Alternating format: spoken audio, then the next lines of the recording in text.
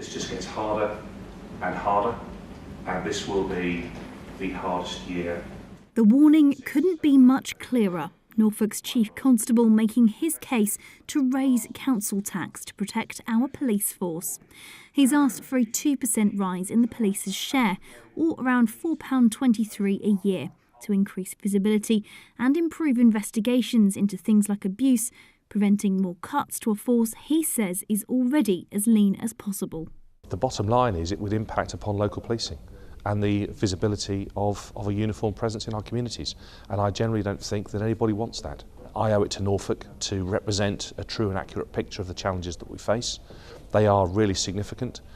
Communities in Norfolk have come to expect an exceptionally high standard of policing, and of course as Chief Constable I want to be able to maintain that. It's up to the Police and Crime Commissioner Lorne Green to set the budget though.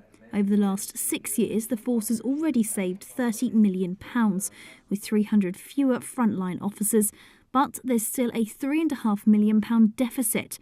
A 2% increase in the force's share of council tax would raise £1.2 million, and a consultation's currently being run to find out if that is what the public wants to do. The police need to be out there, don't they, at the end of the day? So I think, yeah, probably a good idea. I think they could organise their police bill a bit different because there's too much wastage going on. I think the police are very necessary. It's just a feeling of security for people knowing that they're around. I haven't made up my mind. This is a genuine consultation.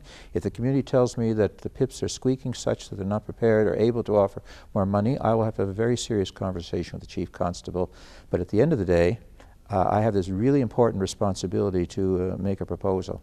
If the rise, equivalent to around 8p a week, does go through, there will still be a £2.3 million gap, and that means more pressure to work efficiently, while at the same time investing in things like body cameras to tackle 21st century crime. And we're having to deal with the changing face of crime and the challenges that bring.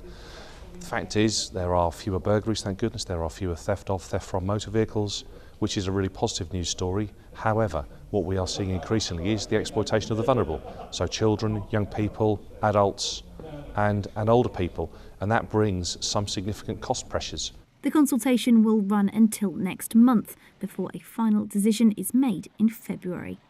Lauren Hewitt, Mustard TV, Norwich.